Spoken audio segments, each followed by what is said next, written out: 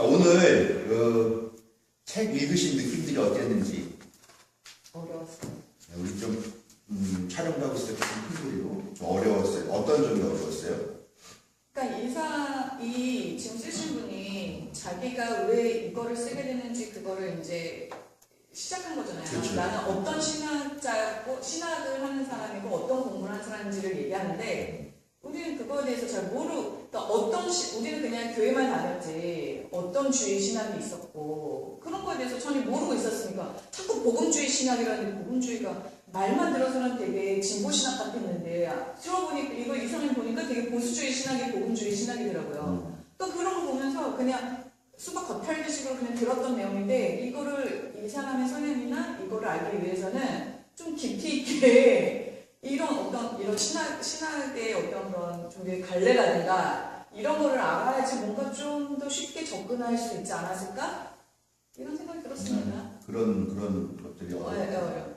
근데 나는 또 전혀 반대인데 나는 이걸 어렵지 않게 앞으로는 가면 지금까지는 어렵지 않게 읽었고 몰입도가 있다는 얘기는 이 작가가 이거를 왜 쓰고 왜 써야만 했는지 또 왜 여기서 말하려고 하는 게 뭔지를 알고 보니까 오히려 나는 그렇게 어렵다는 생각은 안 했고 그리고 굳이 그렇게 거기에 나오는 모든 용어 그걸 그렇게까지 깊이 있게 그런 성경적인 해석까지를 이걸 필요로 하면서 내가 읽을 것까지는 아니지 않느냐는 생각이 드니까 상당히 오히려 오히려 쉽게 접근을 했다고 생각이 드는데 나는 또 그와 반대로 선생님은 어떠셨어요? 무슨 반대한다는 그런 생각만 목사님이 반대요? 네. 뭘 반대? 홍성에 처음에 아. 읽어가니까 이렇게 반대 그런 거만 쉽게 그냥 그것만 이해했어요. 그냥 네. 다른 건 힘드니까. 네, 일단 복음주의 이 사람은 자기가 복음주의자라고 얘기를 하잖아요. 근데 복음주의라고 하는 단어가 정확하게 뭘 말하는지 몰라도 대충 어떤 느낌인지 알죠. 그렇죠. 예, 느낌인 줄 계속 알아. 얘기하시니까 느낌이 약간 애매하게 전통 이 사람이 보수주의자라고 얘기를 하는데 아주 우리가 말하는 꼴통 보수는 아니고 그러면서 아주 진보적인 사람도 아니고 그런데 그러면서 걸쳐 있는 사람 그러니까 복음주의를 그렇게 그런 거를 복음주의라고 얘기하는구나 라는 거 정도는 느낌으로는 아시죠? 근데 이제 좀 더 자세히 알고 싶다는 얘기고. 네. 그리고 저는 이 사람이 어느 학교를 나왔고 어디서 강의를 했고 어떤 공부를 했고 이게 좀 궁금한 거예요. 그러니까 나중에는 이 사람이 어떤 신학을 어떤 식으로 공부해서 했는지 그러니까 이 사람이 원래 전통적으로는 보수 성향의 가족들이 기독교 집안으로 쭉 내려왔었잖아요. 그런 사람이 처음에는 감리교 네, 근데 보수 기독교 성향으로 가진 가족들 밑에서 계속 자라면서 자기도 보수 신앙으로 가다가 이 사람이 그러면 그 신앙에서 어떤 공부를 했는지 이런 것들도 그냥 궁금하게 되더라고요. 그러니까 이 사람이 지금 다녔던 학교가 도대체 뭘까? 막 찾아보고. 네. 그때까지 되더라고요. 근데 자기가 어떤 학교에서 어떤 공부를 했는지까지는 약간의 언급은 있지 않아요? 그래서 물론 나오는데 구체적인 언급은 안 네, 했었고 없었죠. 네. 그렇게 그리고 저는 웨스트민스터 대학에서 이 사람이 강의를 했는데 그 웨스트민스터 종교철학 강의를 했더라고요. 했어요. 그 웨스트민스터 대학에서는 그러니까 좀 학풍인가 이런 것들도 좀 그냥 궁금한데 그냥 이게 되게 더디게 읽었어요. 그래서 막 지도 찾아가는데 이건 저 어디야? 이 웨스트민스터는 도대체 어디 영국이야? 영국이지. 아니에요. 아니요? 미국에 있는 이 대학교에서 이거는 근데 앵글로스는 영국 민족이 아니야, 앵글로스는? 그러니까 이제 그런 청소한 부분들이 크게 그러니까. 글 흐름과 큰 관계가 없는 그런 부분들은 넘어가시면은 또 오셔서 얘기해야 제가 또 할 얘기가 있는 거니까. 예. 근데 이게 문맥에 있어서 되게 중요한 부분인데 이해를 못하는 부분 같은 거는 미리 말씀을 해주시면 뭐 그때 카톡으로 알려드리도록 할게요. 예. 그런데 의외로 그리고 여러분들이 어떤 부분을 궁금해하는지를 제가 모르기 때문에 프린트를 해갖고 오는 것도 좀 어렵죠. 제가 다 봤는데 여기는 안 봤네.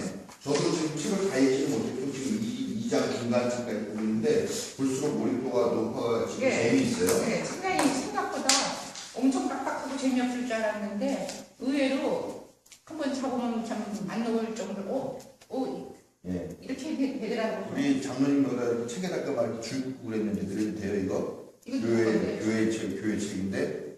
이거 저준 거 아니에요? 아 드린 건데 근데 제 말은 그거예요. 이렇게 표시하면서 보세요. 근데 그래야 목사님 나중에 이거는 보더라도. 이 책은 다른 책하고 달라서 이거는 빨간 줄을 이렇게 긋지 않으면 못 보겠더라. 이거 엄청 많이 그어줄게 생겨. 네, 소설책이 아니니까 그러니까 책에다 표시하면서 보세요. 네, 그리고 엄청 많이 표시했는데 그때 들어오는 그 영감이나 아니면 의문점들을 적어 놓으시면 와가지고 같이 이야기하기는 편하겠죠? 나는 그 이상하게 막 혹시 보면서 여러분들이 좀 제일 기억에 남거나 아니면 마음에 이렇게 남는 그런 구절이나 부분이 있으면 한번 한 분씩 해보세요. 저는요, 이 사람이 자기가 이 책을 쓴 이유라는 것을 얘기했을 때 이 구절이 누구나가 다 공감하는 건데, 그렇게 따지면 정말로 큰 죄는 교회 안에서 가지고 있는 게 아니냐, 그런 생각을 했는데, 여기 이제 우리 모든 구성원들이 평등하게 대접받을 때만이 우리가 하나의 거룩하고 온전한 교회를 이루게 될 거라고 믿는데, 그때 들어서 우리는 다 함께 복음을 전하고 예배드리고 그리고 그리스도의 가르침을 따라 사는 이들의 성실함으로 섬길 수 있을 것이다. 우리가 그 목표에 도달하도록 돕기 위한 것이 내가 이 책을 쓴 이유이다. 이렇게 설명을 하잖아요. 그러니까 이 사람이 쓴 그 이유만이 아니라 이거를 그대로 다 해야 되는 게 소위 하나님을 믿는다는 기독교 그인들이 해야 될 일인데 왜 이거를 그리고 한 가지만 더 얘기하면 가장 더 공감이 끄는 성경을 제대로 이해한다면은 이집트 이 사람들을 절대 죄인이라고 정죄할 수 없다는 얘기가 이 책에 있어요. 그러니까 그거는 왜 이 사람들을 죄인이라고 정죄하는 거는 교회 안에서 이미 너무나 교회에서 그거에 대한 그 죄인이라는 걸 너무 오래도록 학습되었기 때문에 그것을 정죄하는 거지 성경을 제대로만 안다면 절대로 그건 아니라는 거를 했는데 굉장히 뭐라 그러나 그동안에 그 동서 이름에 깊은 관심이 없었는데 이거 요 구절을 보니까 그러니까 배포 공감이요? 공감이 되는 공감 그런 게 되더라. 아 그거였는데 어떻게 보면 가장 쉬운 건데 너무나 교회 안에서 제일 큰 죄를 짓고 있는 집단이 교회 집단인 것 같아요. 다른 분들은 읽으면서 혹시 기억에 남는 구절? 그중에 저는 가장 흥미로웠던 거 그냥 되게 빨리 읽고 싶다고 느꼈던 건 뭐냐면 이 사람이 얘기하잖아요. 그동안에 종교가 말한 노예의 정당화 그렇지. 계속 얘기했고 이혼도 죄다 얘기했는데 그게 그 어떤 과정을 통해서 그게 그렇지 않다라는 거가 우리가 계속 학습 때 계속 과정이 있었고 지금은 그게 아닌데 동성애라도 언젠가는 그렇게 될 수 있다는 그 과정을 내가 풀어내겠다는 얘기인 거잖아요. 지금. 그렇지. 그러니까 그걸 딱 봤을 때 되게 흥미롭네. 빨리 보고 싶네. 그러면 그 과정들은 어떻게 해서 그렇게 노예 문제는 죄에서 그걸 정당한 종교인에서 되게 노예를 한다는 걸 정당한 거를 어떻게 어떤 과정으로 풀어졌으며 이혼이나 이런 것들의 문제들 죄에서 죄가 아닌 것을 어떻게 그런 것들이 되게 흥미를 유발하는 이제 그 흥미가 2장 4장에서 거의 풀어질 것 같아요. 그렇죠? 거기가 언급될 것 같아요. 저는 좀 여기서 그 35쪽에서 그 밑에 설명하는 거 있어요. 편집자주에서 거기서 이성의 주의는 편결과 차별의 문제라는 거. 나도 그거 줄 쳐놨어. 제약력에 그 나와. 다음에 저는 이것도 되게 좀 그 다음 쪽에 비합리적인 적대감 히스테리의 한 증상이라고 딱 이 말에 여기 저를 봤어요. 아, 내가 비합리적인 스트레스를 되게 생각보다 많이 되게 적대감을 많이 보내는 게 그게 스트레스는 되게 반성되는 문구였어요, 이거는. 근데 그게 좀 너무 나갔다. 어쨌든 아니 그냥 뭐 그런 것들 그래서 느꼈고 그 다음에 그 정도? 흥미 유발? 근데 이런 거는 상당히 반감을 가질 수가 있어. 다른 사람 성 정체성의 문제가 아니라 편견과 차별의 문제라고 그러면은 다른 사람들은 별로 공감을 못할 것 같아요. 그렇죠? 왜 그게 정체성의 문제지? 미리 그런 정체성을 가졌으니까 차별을 받는 거지 이렇게 얘기를 하지. 그게 정체성의 문제가 아니라 편견과 차별의 문제라고 딱 규정을 주면 그렇지 않은 사람들 앞에서는 또 반론의 여지가 있는, 그렇죠? 근데 이제 이 이후에 얘기가 나오는 부분이 정체성의 문제가 사실 아니었다는 거죠. 흑인 노예 문제 같은 거. 그치. 너는 흑인이기 때문에 노예가 되는 게 당연해라고 그냥 하는. 그거는 무조건 죄를 짓고 태어난 사람인 거잖아요. 네. 흑인은 씨. 그러니까 그럼 흑인이라는 건 정체성의 문제인데 사실은 너 흑인이라는 정체성 때문에 너 노예가 되는 게 당연해라고 하는 게 아니라 너는 흑인이니까 차별받아서 마땅하기 때문에 너는 노예가 되는 거고 그거는 성경에 보니까 이런 게 있기 때문에 이 말이 맞아라고 하는 그런 논리를 만들어내는 거잖아요. 그러니까 사실은 차별과 편견의 문제가 맞죠. 근데 사람들이 이걸 자꾸 정체성의 문제라고 착각을 하게 만드는 게 시대의 정신이라는 거죠. 예, 오건 선생님은 어떤 부분 읽으면서 좀 마음에 남으셨어요? 이혼하고 재혼 문제에 대해서 거론하더라고요. 그렇죠.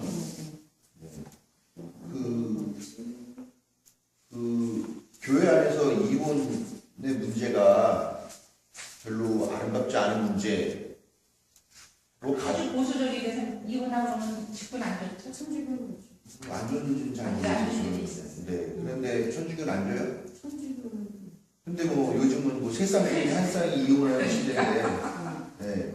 그러니까 사실 교회에서 이혼하면은 교회 못 나가죠.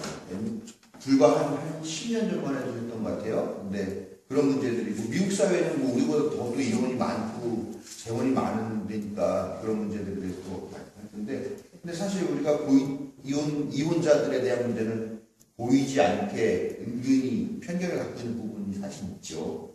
그런 부분들에 대해서 저는 어떤 부분이냐면 이 앞에 있는 뭐 서문 뭐 이런 데에서 본 건데 눈물 나오더라고요. 그러니까 서문이 굉장히 어떤 되게 대범하죠. 그 존경할 만한 아주 올바른 어떤 부인이 와가지고 하는 얘기가 내 딸이 동성애자라는 것 때문에 하나님께 사랑받지 못한다라는 생각을 하다가 자살했다 그런 얘기가 나오고요. 또 어떤 아들인데 그 아들이 권총 자살을 2번 시도를 했는데 다행히 심장이 비껴나가서 죽지는 않았고 지금은 아주 성공한 사업가로 살고 있다 뭐 이런 얘기 하면서 막 눈물이 나더라고요.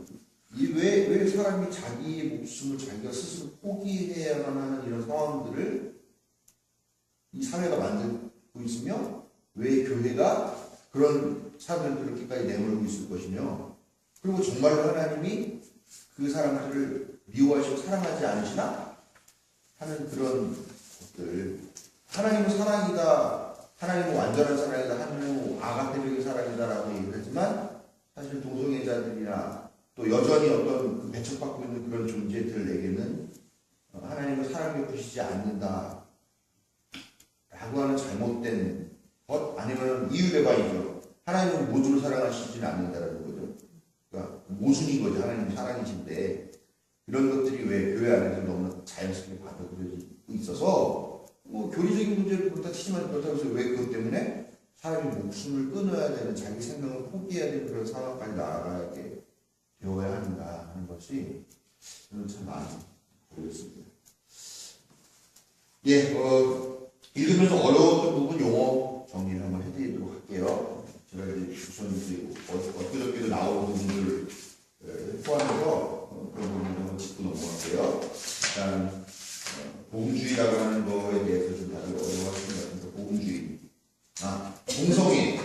동성애를 가리킨 말이 여기서 이제 동성애자고 LGBT라는 단어를 써요. LGBT는 얼마 전에 텔레비전에도 나왔어요. 가전회사인 LG전자에서 방탄소년단인 BTS 이렇게 해가지고 LGBT 해가지고 광고가 나왔어요.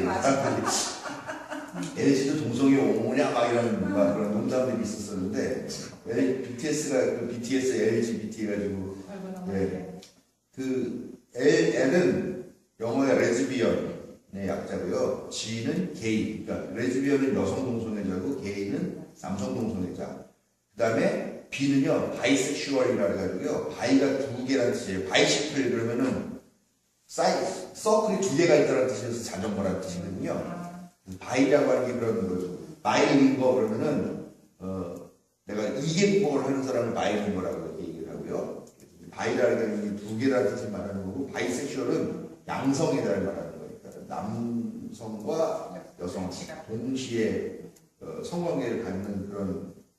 근데 저는 사실은 게이나 레즈비언은 이해를 했는데 양성애자들은 이해를 못하는 편이거든요. 지금도 동의는 별로 가지 않아요. 왜냐면은 뭐 게이나 레즈비언 같은 경우는 이게 자기의 어떤 갖춰진 자아나 이런 거라고 생각을 하지만, 양성애자 같은 경우는 이건 제가 보기에는 순수한 쾌락을 쫓기 때문에 이쪽도 하고 뭐 성중독? 막 예를 들면 약간 이런 느낌으로 있는데, 어쨌건 성소수자에 포함이 되는 거고, 그것도 저의 기준으로는 이해가 안 되고 동의가 안 가지만, 분명히 이런 레즈비언이나 게이와 같이 마찬가지 어떤 그런 성소수자에 들어가고 있다라고 하는 거는 좀 제가 편견 없이 다시 좀 생각해야 될 부분이라는 저는 좀. 그건 그 본인이 그러니까 우리가 본인이 선택할 수 있는 권한이 있을 텐데. 그렇게 이제 생각을 하는 건데, 그거는 우리가 그건 편견일 수 있다는 거죠. 왜냐하면 여기 성소수자 목록에 들어가 있다는 거예요. 그러면 어쩔 수 없다는 예. 거구나. 그 다음에 트랜스젠더죠. 이제 T가 트랜스젠더를 말하죠. 예. 그리고 트랜스젠더 성전환되죠. 남성에서 여성, 여성에서 남성 이런 식으로 가는 거죠.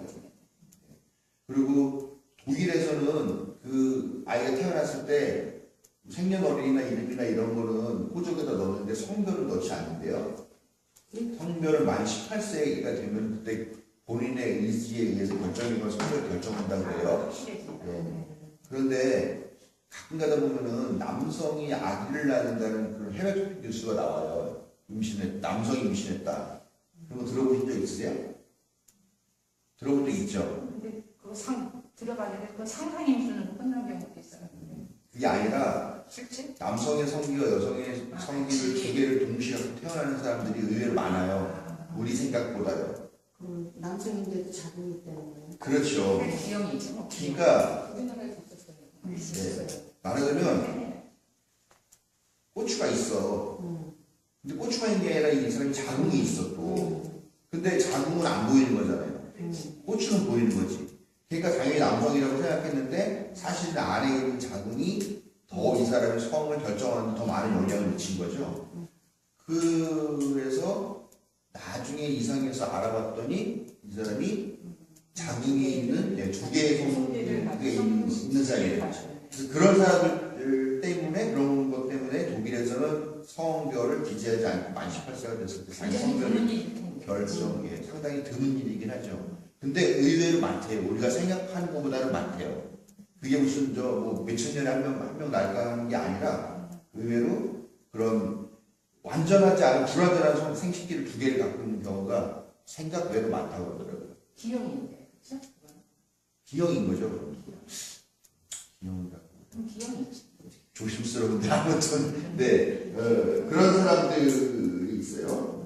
그래서 그런 경우 이제 트랜스젠더 이제 젠더라고 하는 건 이제 우리가 보통 그 비행기 타셔서 아시다시피 이제 성을 쓸 때는 남성이 여성이 쓸 때는 섹스라는 걸 해서 이제 남성이면 메일, 여성이면 피메일 이렇게 쓰는데, 그것과 다르게 성을 표현하는 단어가 젠더라는 게 있어요.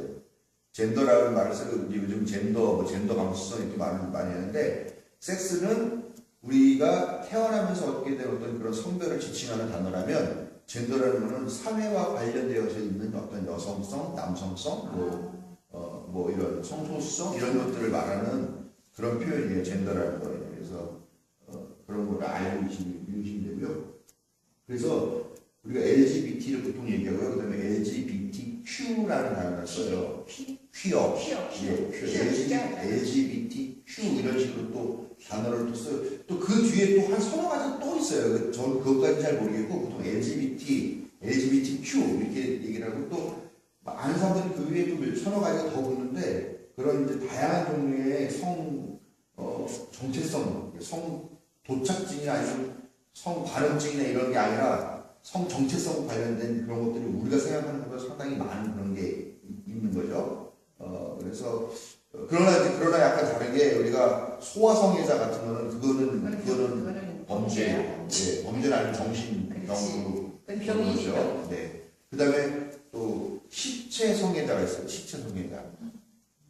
그것도 범죄입니다. 예. 지난번에 그거 한번 뉴스에 나왔잖아.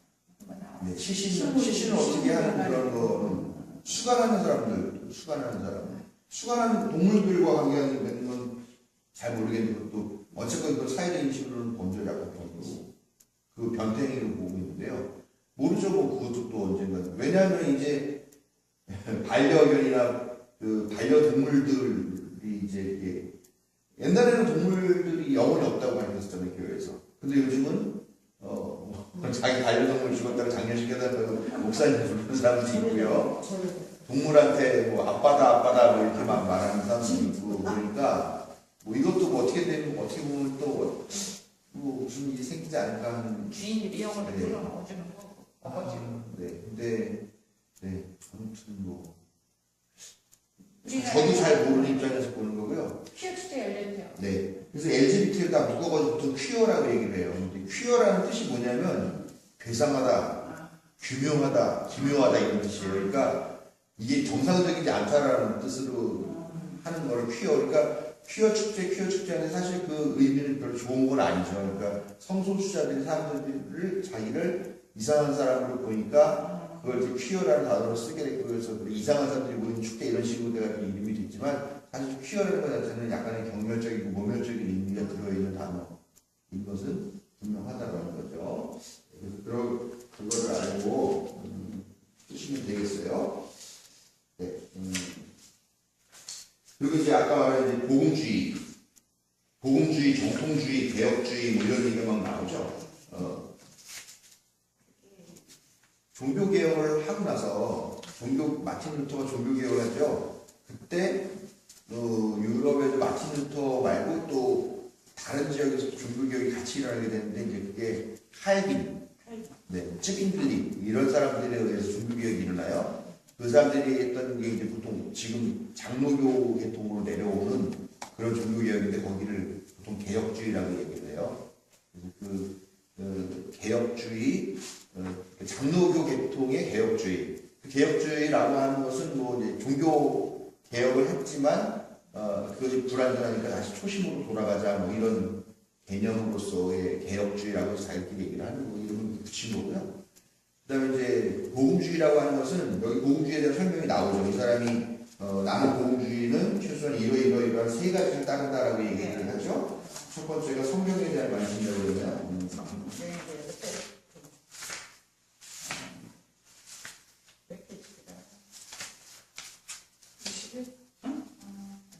41페이지. 네. 세 가지로 나오죠. 복음주의자는 첫째 예수 그리스도에 대한 믿음을 통해서 하나님과 개인적 관계를 가졌습니다. 그러니까 예수 그리스도 통해서 하나님의 자녀가 된다라고 하는 그 원칙과 또 하나는 성경이 모든 구원의 원리가 담겨져 있다. 가장 기본적인 원리다라고 하는 성경의 권위를 인정하는 문제고 또 하나는 이 복음은 모든 사람들에게 다 전도되어야 된다라고 하는 세 가지 원칙을 이 사람은 복음주의자라고 얘기하는 거죠. 그러니까 모든 거에 주의라고 붙으면요 그것이 최고다라는 뜻이에요. 주의라는 말은 말 그대로 이것이 최고다라는 거예요. 자본주의 그럼 자본이 최고다. 사회주의 그럼 사회가 최고다. 그러니까 모든 가치 기준의 첫 번째 근거가 된다는 거죠. 복음주의 그러면 복음이 최고다. 무슨 말이냐면은 복음 우리가 알고 있는 복음이죠. 예수님의 복음 그것이 세상의 가장 중심이 되어야 된다. 그러니까 세상에 있는 모든 교회는 다 복음주의예요. 그렇게 생각하시면 돼요. 우리 감리교회가 뭡니까? 자유주의, 감리교회를 자유주의다, 막 그러면서 비난하는 사람들이 있고, 그렇게 하는데, 감리교회는 복음주의적 자유주의입니다. 저는 복음주의적 자유주의자지, 전 자유주의자가 아니에요. 저는 복음주의, 기본으로 하는 자유. 그러니까 모든 교회는 다 복음주의라고 할 수가 있죠. 근데 그 중에서도 특별하게 성경의 권위라든가, 또 전도에 열정을 갖고 있는 사람들이나 이런 사람들을 특별히 복음주의자라고 얘기를 해요. 근데 복음주의자가 또 여러 가지로 또 나뉘어져요. 그 중에 하나가 근본주의자예요. 근본주의자는 여기 책에서 나온 대로 성경 무오서를 주장해요. 그 말은 뭐냐면 성경에 오류가 없다. 성경이 진리만 담겨 있다. 그리고 그렇기 때문에 성경을 쓰여진 이 글자도 성스럽다. 그래서 히브리어 헬라어가 성스럽다고 생각하는 거죠. 그래서 그 언어 자체에 대한 존경심도 있어요. 근데 그래서 이 사람들은 성경이 그렇게 거룩한 언어로 쓰여진 오류가 엄청이기 때문에 이 성경대로 글자 그대로 문자 그대로 받아들여야 된다 라고 해서 이 근본주의자들은 여전히 여자들을 함부로 대하고요. 동성애나 이런 거는 뭐 당연히 말할 것도 없고요. 또 하나님이 주신 권위가 있다. 세속적 권위, 뭐 나중에 사도 요한의 얘기 그런 얘기가 나와요. 사도 요한이 사도 바울의 얘기 그런 나오죠. 하나님께로부터 온 권력이기 때문에 너희들은 세상 권리에 복종이다 이런 말이 나오니까 국가에 대해서도 되게 신령하게 생각을 하죠. 뭐 그런 문자 그대로 받아들여요. 그래서 심지어는 주일에 매매 활동 같은 건 하면 안 된다 막 이런 것까지 나오고 그다음에 돼지고기를 먹지 않는 심각한 그런 분들도 있고 그래서 이제 근본주의자들은 말 그대로 그러니까 그렇게 그냥 글자 그대로 원칙 그대로 막 이렇게 강조를 하는 건데 그러다 보니까 복음주의 안에서도 뭐 근본주의자가 있고 뭐 좀 이렇게 하고 중도주의가 있고 있는데 근본주의는 그냥 획일적이야.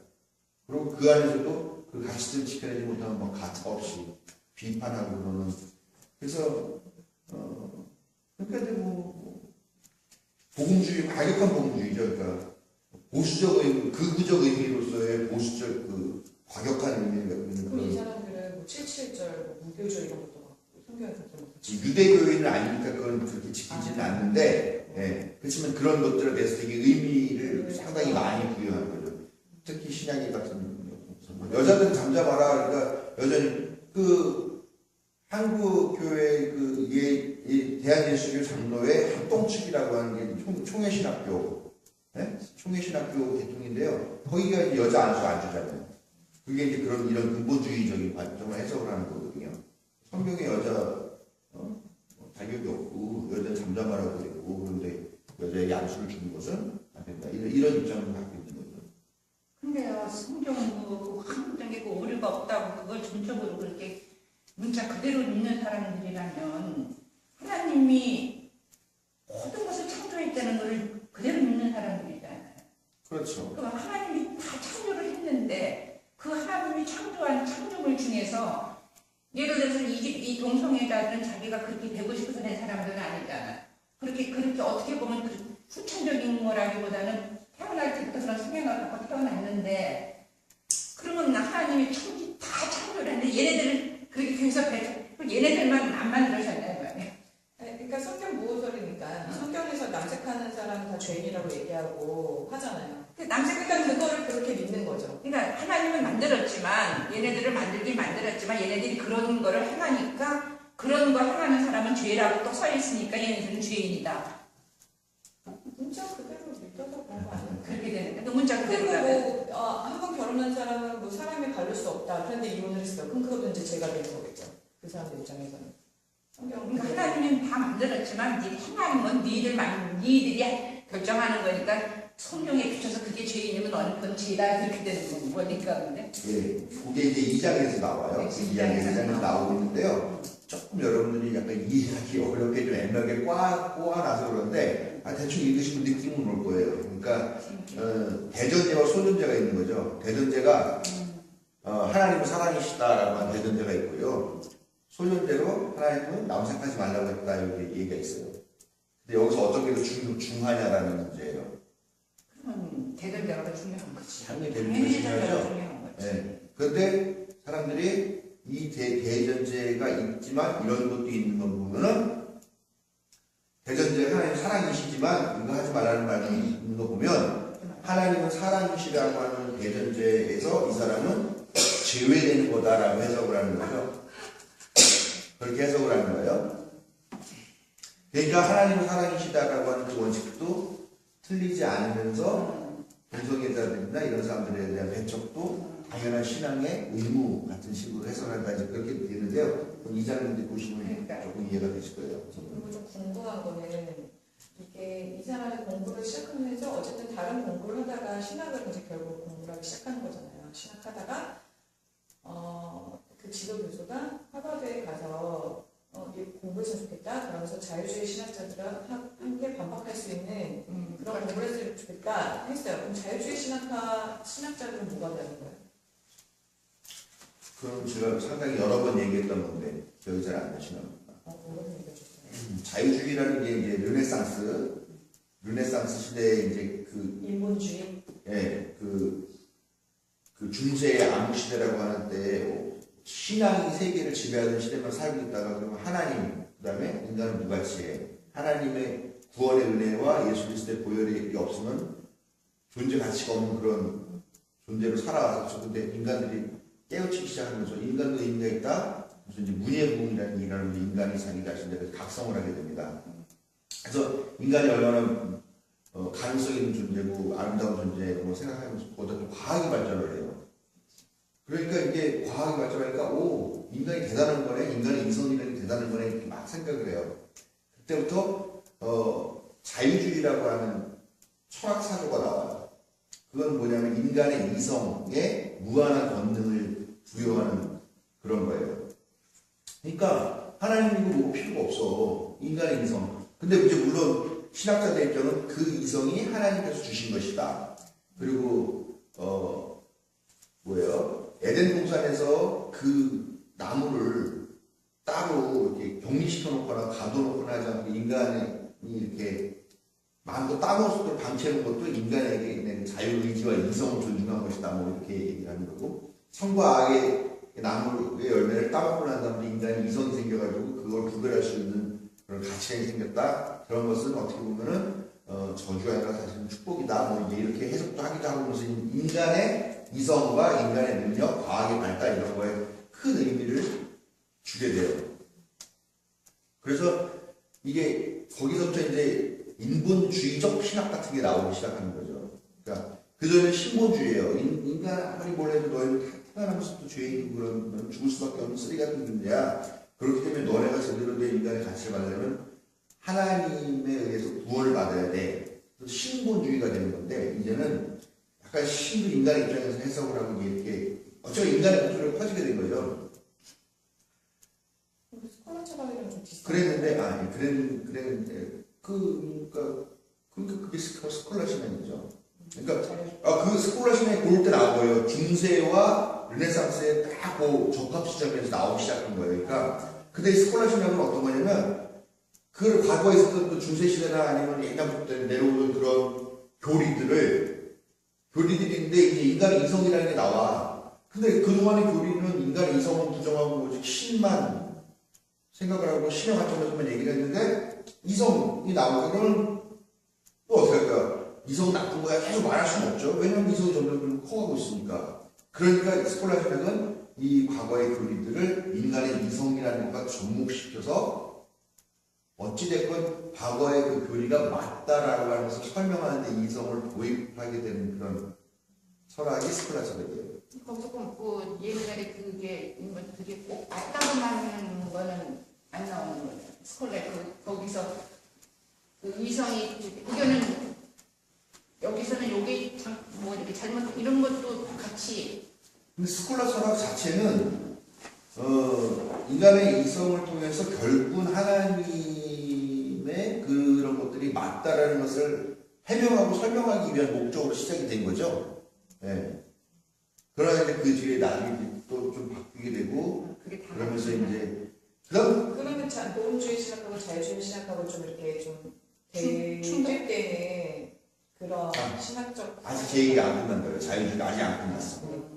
그래서 인간이 상당히 교만해진 거야. 그랬는데 그 이후에 엄청난 인류의 대재앙을 2번을 겪어요. 세계대전. 1차 세계대전이 끝나고 난 다음에 어떤 일이 생기냐면, 그래, 인간이 그렇게 잘났다면서 이 세계가 그렇게 잘난 인간이 왜 스스로를 파멸에 밀어놓고 왜 스스로를 그렇게 살육하는 이 전쟁을 해? 인간 이성 의미 있는 거 맞아? 이런 회의가 되기 시작하는 거죠. 그때 딱 나오게 된 게 뭐냐면, 결국 인간은 니들이 그렇게 교만한 것도 결국은 니들이 죄인이기 때문에 교만해서 이런 참사가 나는 거고, 너희의 그런 주제를 모르는 교만함들을 하나님께서 심판하시기 위해 전쟁이 일어난 거야. 역시 너희들은 이 인류의 역사를 봐도 봤더니 역시 어쩔 수 없는 죄인이고 니네를 가만히 놔두면 결국 파멸을 갈 수밖에 없는 그런 부족한 죄인 같은 죄인인 존재야. 그렇기 때문에 하나님의 은혜를 입고 예수 그리스도의 보혈을 만나면서 거듭나서 새로운 사람으로 나지 않는다면 이는 희망이 없어 라고 얘기가 나온 게 신정통주의 신학이에요. 그게 신정통. 그러니까 정통신학이라는 게 있을 거 아니에요? 그것을 다시 새롭게 해석을 했지만 현대 의지 맞게 다시 새롭게 해석하는 거 그게 신정통주의 신학이에요. 30년에서 60년대까지. 예, 그래서 그 신정통주의 신학 가운데에서 나오는 이제 다 그 분류에서 그쪽 분류에서 나오는 게 이제 복음주의죠. 근데 또 그 복음주의는 사실 좀 더 뿌리가 깊어요. 그 스콜라 신학이라든가 막 이런 거에서 결국은 복음이 중요하다고 나오는데 거기에서 스콜라 신학은 자유주의 신학에서 나온 거거든요. 자유주의 신학은 그 후구. 그러니까 자유주의 신학이 아니라 그 인간의 이성이 대두되던 시대에 이 교리를 어떻게 인간의 이성을 통해서 설명할 것인가를 고민하는 게 스콜라 신학. 스콜라 신학. 그 신전통주의는 그 구전통 정통을 정통주의를 다시 보완해서 예. 새롭게 현대적으로 다시 새롭게 부각하고. 그러니까 이렇게 생각하면 돼요. 교부 철학이라는 게 있어요. 교부 철학은 이렇게 교리를 쭉 그냥 이 설명하는 아주 유니크한 그런 거 쭉 오다가 이게 이제 사회적으로 이성의 눈이 가지고 뛰게 되니까 이 이성에 대해서 교회 안에서 대응을 해야 되죠. 그래서 이것을 어떻게 할까? 이성을 접목시켜서 나오는 스콜라 신학. 스콜라 신학으로 나오는데 이 스콜라 신학은 이제 약간 되게 학문적이고 되게 철학적이고 약간 그러면서 이성적으로 이렇게 나오는데 이성적이라고 해서 과거의 교리를 부정하는 건 아니에요. 그걸 옹호하는 거죠. 그런데 이제 그러다가 신학이라고 하는 것들이 이것이 별로 의미를 못 가져요. 왜냐하면 인간의 이성, 자유주의 시대니까. 그러니까 그때 자유주의 신학이 나오는 거죠.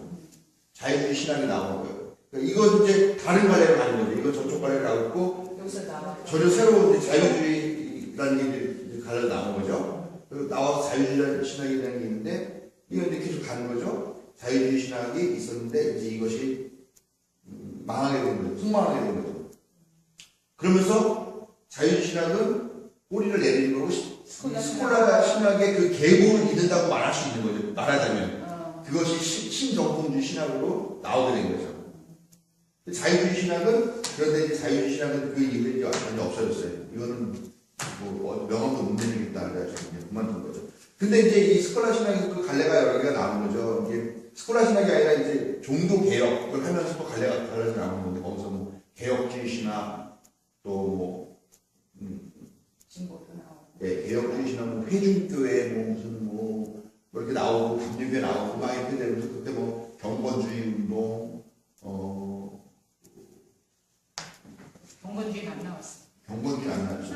뭐 복음주의. 회상 신학하고 과상 신학. 네. 잠깐만요. 그렇게 해가지고 갈라져 나오면서 이제 여러 분류가 이제 두루뭉술하게 섞이는데 계속 복음주의 안에서도 근본주의자가 있고 뭐 중도 복음주의자가 있고 뭐 복음적 자유주의자가 있고 막 그래서 여러 가지 세상이 뒤에 엉키면서 이제 여러 가지 다양한 배례를 만들어 오는 거 있었고 또 하나의 부류는 이제 신정통주의. 근데 한국은 지금도 신정통주의 신학 시대입니다. 그거 물어보려고 그랬어요. 네. 지금은 뭐냐?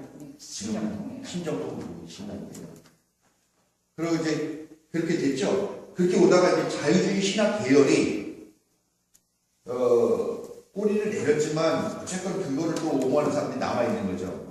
그런 사람들이 있었는데 이제 1900년대로 들어오면서 또 문제가 뭐냐면 이제 세계의 문제가 관심이 되는 거예요. 왜냐면은 그때 이제 남미에서 종속 이론이라는 게 나와요. 왜냐면은 아르헨티나, 브라질 되게 잘 살던 나라였는데 미국이라는 그 나라에 의해 가지고 그 기업들이 들어와가지고 거기에 막 모든 것들을 막 경제로 막 다 난도질을 해가지고 이 나라를 되게 가난하게 살고 막 이렇게 되면서 그런 제1세계 그러니까 서구 자본주의 세계에 의해 가지고 난도질하는 자기네 경제가 되게 처참하게 무너지고 하는 그런 상황들을 겪어요. 근데 남미가 과거 식민지 시대에 그 가톨릭이 많이 들어가가지고 거의 그 남미 전체가 가톨릭 사람들이 사는 그런 지방인데 그러면서 이제 이 사람들이 갈등하게 되는 게 뭐냐면 왜 가난한 사람이 이렇게 고난을 받아야 되는가? 그 다음에 왜 하나님의 사람들이 또 다른 하나님의 사람들에게 고난을 받는가? 이런 문제들을 고민을 하게 되는 거죠. 그리고 저렇게 지금 먹을 게 없어서 굶어 죽어가고 있는데 하나님은 왜 여기에 응답하지 않는가, 이런 되게 실존적인 질문들, 실질적인 질문들을 교회 안에서 하게 되는 거예요. 그럴 때 구티에레즈라고 하는 신부가 이 해방신학이라고 하는 그런 것들을 뭐 만들어냈다기보다 그런 운동들을 하는 거죠. 그래서 이게 교회 운동이 아니라 교회가 어떤 그런 생활 커뮤니티 그런 공동체 같은 데에 다 들어가가지고 그 가난한 사람들을 뭐 각성시키는 운동들도 하고 또 이 사람들을 위한 뭐 협동조합 같은 것도 만들고 막 이렇게 하면서 정치운동도 하는 거예요. 그때 당시 60년대, 50년대 이때 했던 게 공산주의 운동이잖아요. 공산주의 운동이랑 접목이 돼가지고 이 해방신학이 운동을 막 하게 되는 거죠. 근데 뭐 명시적으로 공산주의 운동을 한 신부들도 있고 그렇지 않은 사람들도 있고 하는데 아무튼 그래서 그런 방식에서 나오는 신학이 이제 해방신학인 거예요. 그리고 그 해방신학이 한국에 와서 영향을 줘가지고 나온 게 민중신학. 사람들은 우리 민중신학은 뭐 다르다라고 얘기를 하는데 어쨌든 그렇게 인간의 고통과 고난에 관심을 갖게 되는 신학이 나오게 되면서 그 영향을 받아서 민중신학이나 한국적 상황, 뭐 80년대 독재 시대라든가 뭐 70년대 박정희 독재라든가 이런 거 때문에 사람들이 끌려가고 정치적으로 탄압받고 막 이런 거 때문에 민중이라고 하는 그 개념들과 신학이라는 게 겹쳐서 민중신학이라는 게 나온 거거든요. 그러니까 그런 또 하나의 부류가 있는 거죠. 그래서 해방신학. 그 다음에 가정신학. 가정신학이라는 건 가정철학이라고 하는 화이트 헤드라고 하는 흰머리. 두상? 뭐, 이름이 그런 사람인데. 이게 다 나오는 단어들을 보면 왠지 좌파. 왠지 더. 왜요? 좌파가 연결이 딱 돼. 화이트 헤드라고 하는, 이건 해방신학이라고 그래요. 복음주의는 뭐 거기에 온건도 있고 근구도 있고 뭐 다 골고루 혼이 되어 있습니다. 그래서 이제 화이트 헤드라는 사람이 만든 가정 철학이라는 게 있어요. 이 가정이라고 하는 게 뭐냐면, 가정 철학이라는 건 뭐냐면 한마디로 말하면 이거예요. 여기 책이 있어요. 이 책이 무슨 책이야? 그러면서 이 책을 막 그렇게 알아가는 거죠. 알아가면 이 책은 그대로잖아요. 책에 써있는 글씨도 다 그대로죠. 근데 책은 그럴 수 있지만, 예를 들면 임미화라는 사람이 있어요. 우리가 임미화라는 사람이 어떤 사람인지 알아보자. 그래서 알아가는 과정을 겪는 거죠. 근데 과정을 갖다 보면은 관계를 하게 되는 거지, 이 사람을 알아보려면은. 그러다 보면은 내가 알고, 그렇지. 내가 알고 있을 때 그 사람이 아니네라고 하면서 그 과정 중에 새로운 것들을 발견하게 돼. 근데 또 하나가 있어. 관계가 되면서 임미화도 또 우리와의 관계가 되면서 뭐 성격이 변한다든가 바뀐다든가 세뇌도 당할 수도 있어요. 있어. 세뇌도 당할 수도 있어. 그럴 수도 있고요. 아니면 자기도 몰랐던 자기의 본 모습을 찾게 된다거나 그런 모습도 있는 거죠. 그러면서 이런 과정들을 거치면서 상호작용을 하면서 보는 사람이나 또 아니면 연구 대상인 사람이나가 서로 변화되는 그런 과정을 그러니까 사랑을 움직이는 거야 이런 말 있잖아요. 그런 것처럼 과정 철학인 거죠. 그러니까 신도 불멸의 어떤 고정적인 어떤 그런 존재가 아니라 이 인간에게서 신을 향해서 나아가고 신도 또 우리 인간과 관계를 맺으면서 끊임없이 변화하는 과정을 겪는 그런 존재다라고 얘기하는 그런 신앙이 가정신학.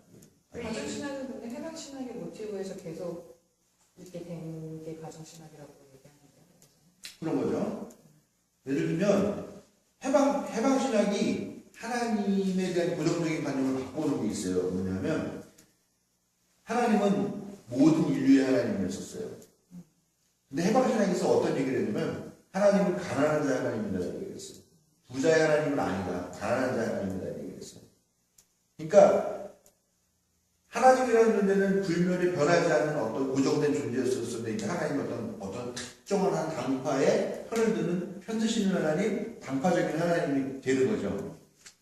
그러니까 그런 과정들을 보면서 거기에 파생이 돼 나오는 거라고 보시면 거죠. 근데 과정 철학은 되게 어려워요. 이 작가도 결국은 이 과정 철학에 의해서 동성애들이 자기가 거기에 대한 편이 생각을 바꾼 계기도 뭐 있을 수 있겠는데 근데 본인은 그건 아니라고 얘기해요. 자기는 성서에 바탕으로 해가지고 자기는 복음주의자이고 성경을 최고의 권위라고 생각하기 때문에 성경을 통해서 계속 해석한다라고 얘기를 해요. 근데 이 사람은 이 성경 해석의 모델 ABCD의 모델에서 뭐가 채택은 결국 A, B가 됐어요. 그렇죠. 이거 안 나와 있어서. 왜 안 나왔어? 나와 있는데. A가 채택되고 돼 있어요? 네. 소수가 A, B인데 여기 나오잖아. 다수는 CD를 해서 동성애자를 받아들이자는 입장으로 했었고 4명이나 5명 정도 되는 소수가 AB를 그 소수가 여기 나오는. 내가 이해를 못했었구나. 네. 그건 A, B가 채택됐다는 거구나. 그렇죠. 여기 나오는. 최종적으로. 최종. 그러니까 A, B, C가 있었고 A, B는 반대 입장이고 CD는 찬성의 입장이었었는데 동성애자에게 직분을 주는 걸 찬성하자는 입장이었는데 A, B는 소수였고 CD가 다수였다는 거죠. 그런데도 교단에서는 A, B를 선택했죠. 그래서 이 문제랑 다원주의 문제랑 이렇게 돼가지고 이제 교회가 갈라지게 되는 그런 일들을 겪었다는 이야기가 뒤에 나오는데요. 그런 얘기입니다. 그럼 목사님 그럼 이제 복음주의, 근본주의, 네, 그다음에 정통주의. 해방, 신정통주의, 그다음에 해방신학 해방이나 가정신학 다 이해됐어요. 이해가 됐죠? 네. 근데 이거는 사실 제가 여기서 한두 마디로 해가지고 설명될 수 있는 건 아니에요. 이거 하나만 해도 한 과목에 될 정도이기 때문에 근데 철학 하나도 그러니까 근데 대충 그런 개념이다라는 것만 아시는 거예요. 그래도 예전에 양념으로 이렇게 이런 거 많이 설명이 했었어요. 가정신학은 별로 안 했어요. 처음으로 들었어. 타이틀만 처음 들었어. 가정신학은 너무 어려웠고 저 책을 몇 번 봤는데 너무 어려워서 진도가 안 나갔고 또 공부 연구한 사람들은 너무 어렵다고 얘기를 하고 그래서 그러면 내가 가정철학까지 얘기하려고 올까 이렇게 생각하면서 그냥 공부를 길게 했는데 해야 돼요. 여기 성서대학에서. 아무튼 근데 개념이 이런 거예요. 근데 거기서 나오는 수많은 과정과 뭐 이런 거 합생이라고 얘기를 하더라고요. 그러니까 제가 느끼기에는 변증법이라는 게 있어요. 변증법이라는 건 뭐냐면 정반합이라고 그러거든요. 그러니까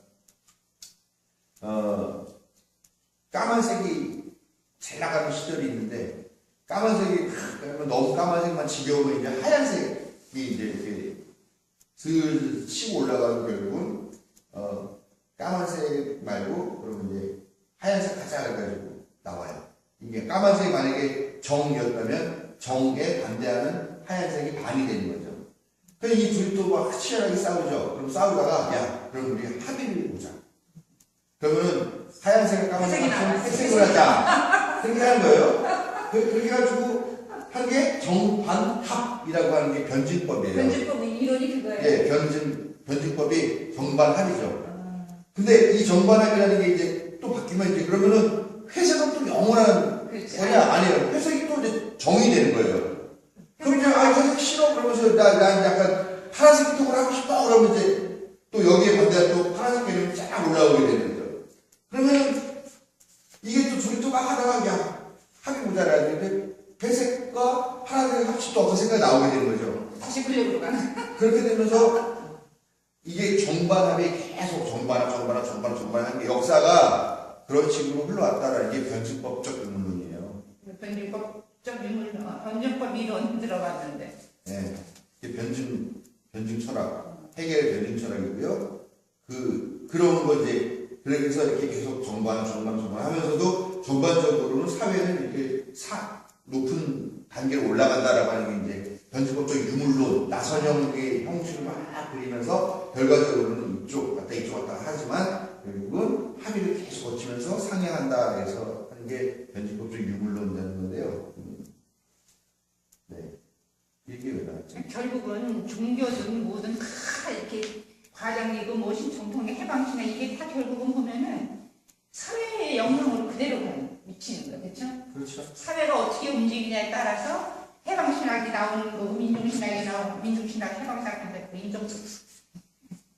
참 그런 게 나오는 게 사회가 움직임의 변화에 따라서 이 전부 이런 게 자꾸 나오기 시작해요. 교회가 이제는 옛날에는 교회가 사회를 결정하는 시대가 중세였다면 지금 그 사회가 이유는 사회의 그런 움직임들에 교회가 반응을 해야 하는 시대가 온 거죠. 바람직한 거죠. 왜냐면 절간이 산속에만 있을 필요 없이 이제 포교원이 돼가지고 신의 한가운데 들어오는 것처럼 결국은 사람들의 삶의 자리인데 그렇다고 우리는 하나님의 존재는 변하는 건 아니고 네. 그렇죠? 아휴,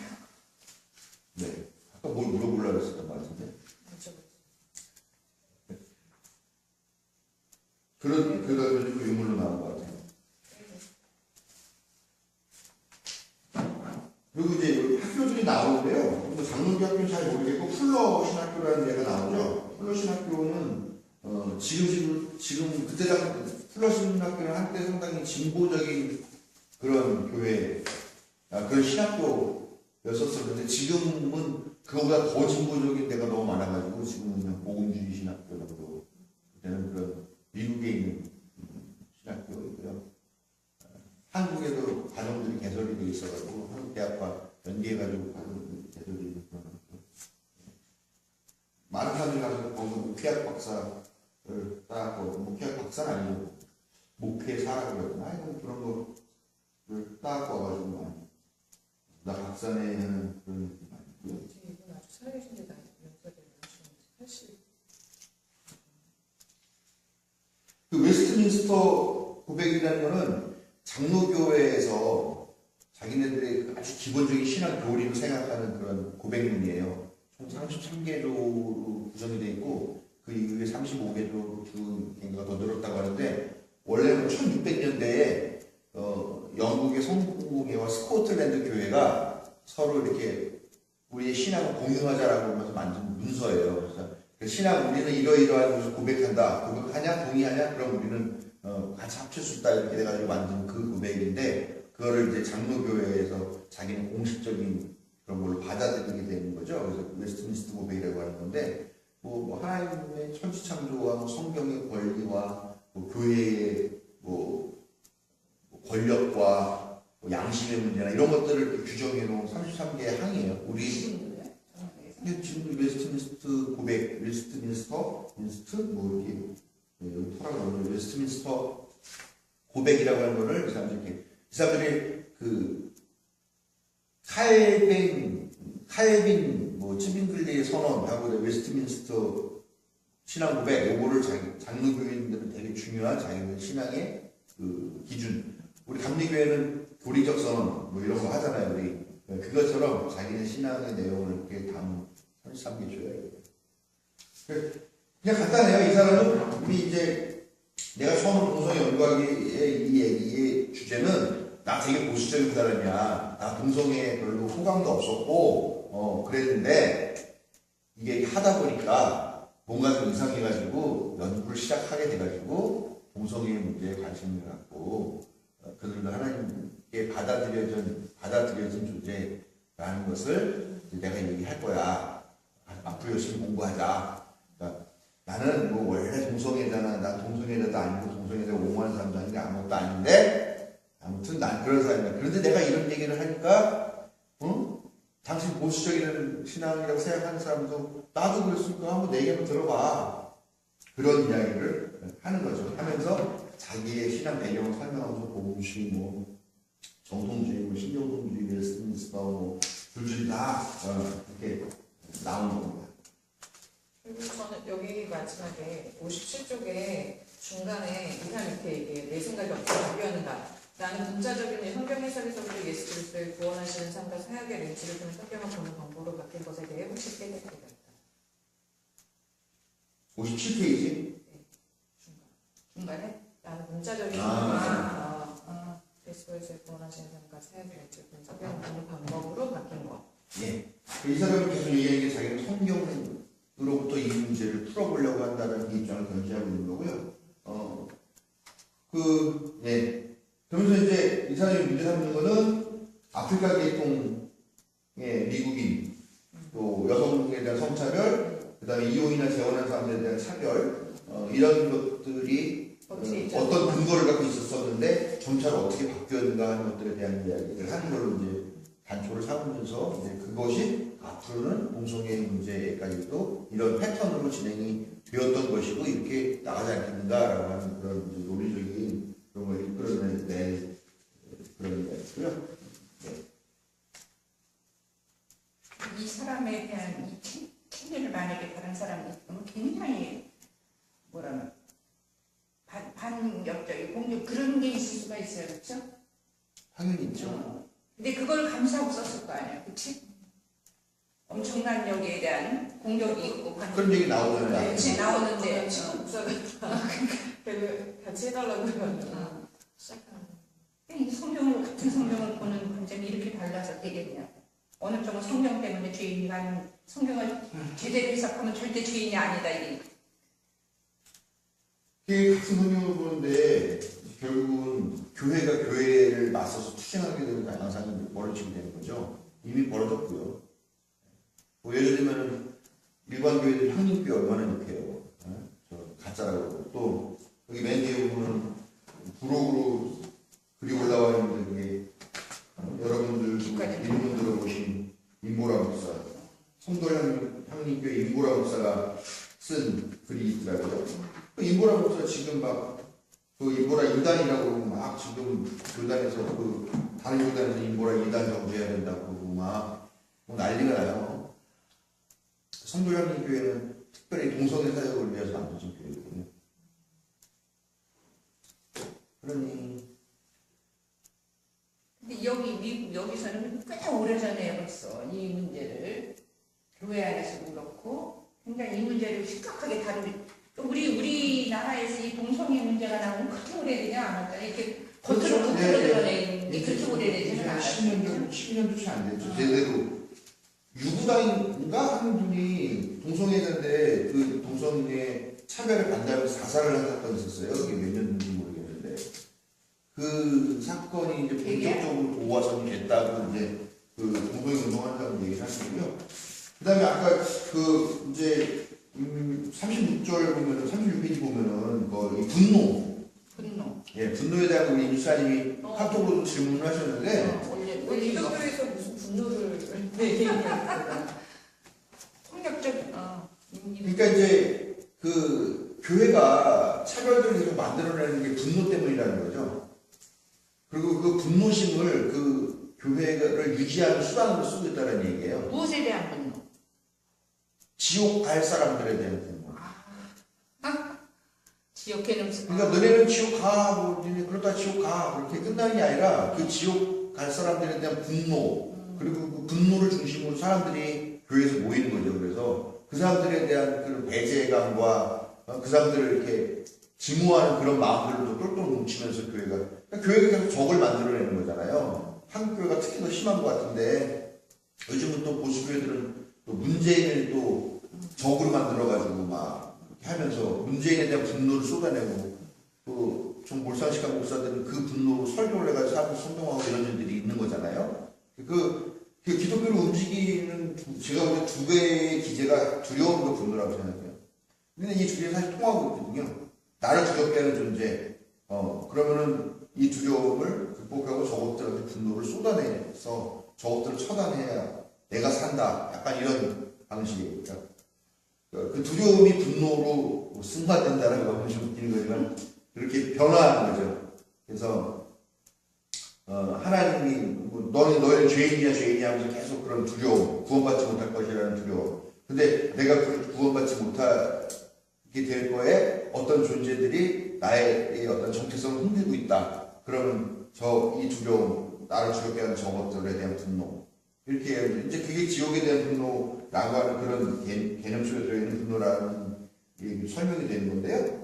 그러니까 이제 그러면서 여기 보면 방어 기제라는 말이 나와요. 그렇죠. 예, 그래서 그러니까 이게 정상적인 교회가 아닌 거죠. 이게 정치가 그렇잖아요. 정치가 무슨 하나 사건 터지면 다른 사건을 만들어내가지고 그 사건을 덮는 방식으로 하잖아요.